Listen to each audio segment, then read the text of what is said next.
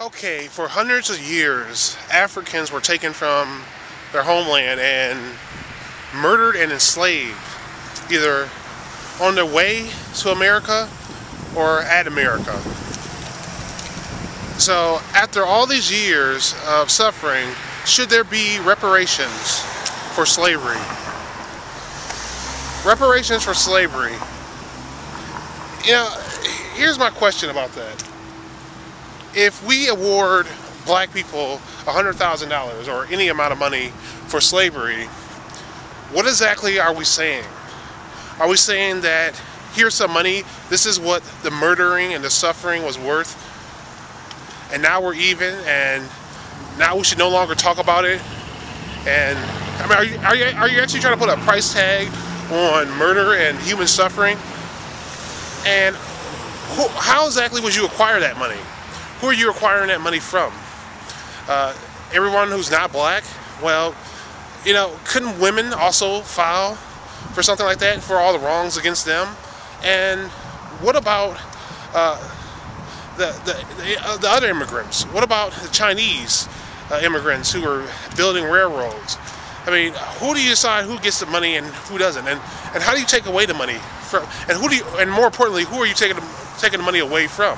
If there ever are reparations in America, I think the people who will end up paying for it are the people who who are often stuck with a bill in pretty much all the cases, especially if you want to include the bailouts. It'll probably be the middle class. Now, if you're going to have the white middle class pay for reparations for slavery, will that really help the country? Or will that really just divide the country?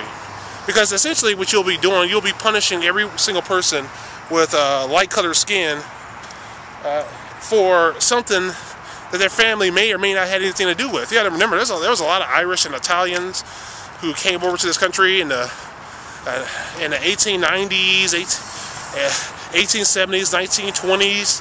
A lot of them came over, and their ancestors, they had kids, and they had nothing to do with slavery whatsoever.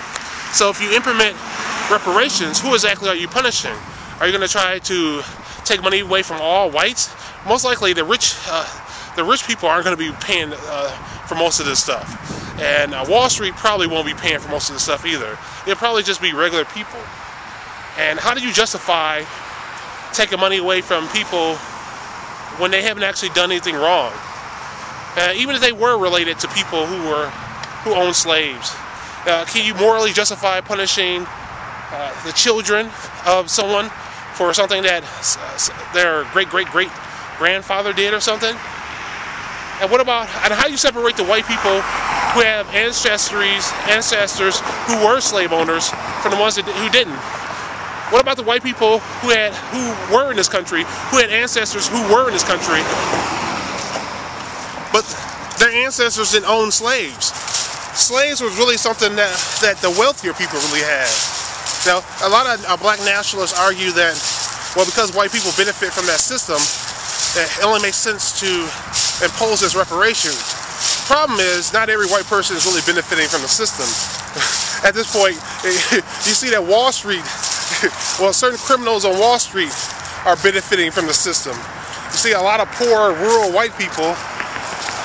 If you just travel around the Midwest, in the South, I've been around the Midwest, of course, you see a lot of poor white people in urban areas too, living in various trailer parks. Now, not all of them are all poor, but you get my drift. Now, same thing with affirmative action. Okay, what exactly is affirmative action anyway now? I understand why they did it at first, to allow black people to get into institutions, but now it's sort of like there's a quota system where we have to have a certain amount of black people in the institution, a certain amount of black people in the government or whatever, the local city government or the college. How is that really helping black people if we're training our kids to compete at a lower level to get into these institutions with a lower standard? I mean, isn't the idea sort of to prep our kids so that we're able to compete with everybody else at that level, instead of, okay, we're going to lower the standards for you, lower the math test standards for you. A black person only has to get 70% right and a white guy has to get 80% right.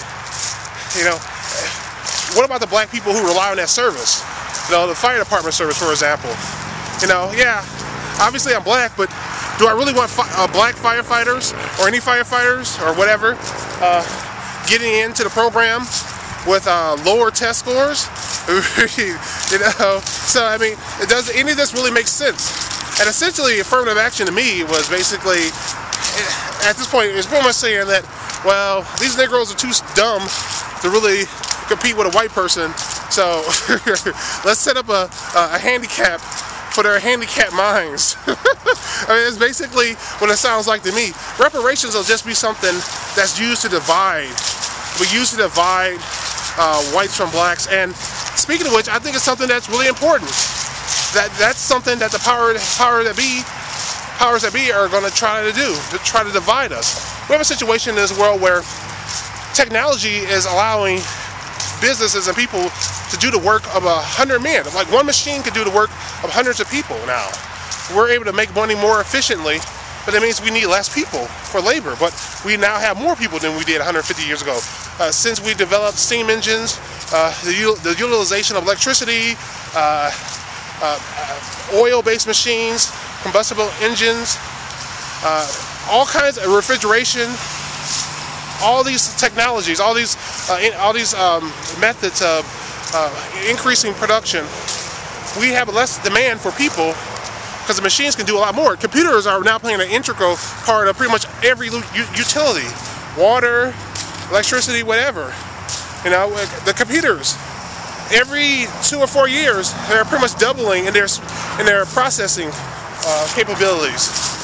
So you now have a population that's around 7 billion. It's still growing a little bit, but you have a less and less demand for actual people.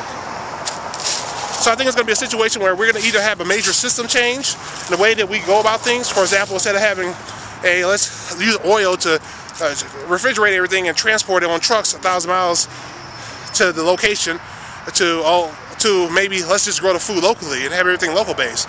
We're going to have some type of system change that changes the way we live our lives entirely in almost every aspect of our civilization, or we're going to have a major population decline. It could be implemented by the powers that be trying to create a situation where they can avoid a conflict with the masses by simply reducing the masses, or we can have a technological boom where we can send more of our population to other colonies on other planets. I think the last one is not really in the realm of possibility at this point. But yeah, I think divide and conquer. This is something that's going to be used by the powers that be, whether it's racial, whether it's political, or whatever. I mean, that's why the Republican and Democratic Party exists to begin with. It doesn't really add value for you. All it does is divide us and give us the illusion that we actually have a choice in anything. Let me tell you something. These guys are selected by the corporations and the corporate powers before you get anywhere near the ballot box.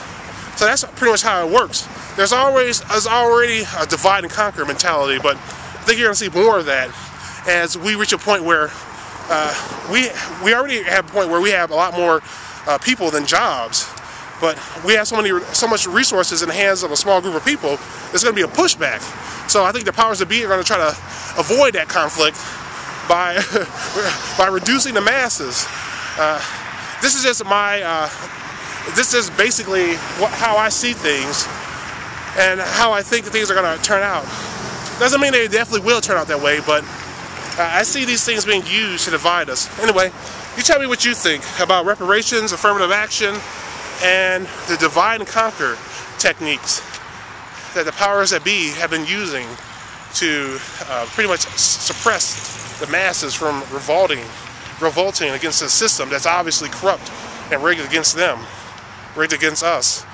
Thanks for watching. Thanks for listening. And don't forget, the future belongs to those who prepare for it today. Bye.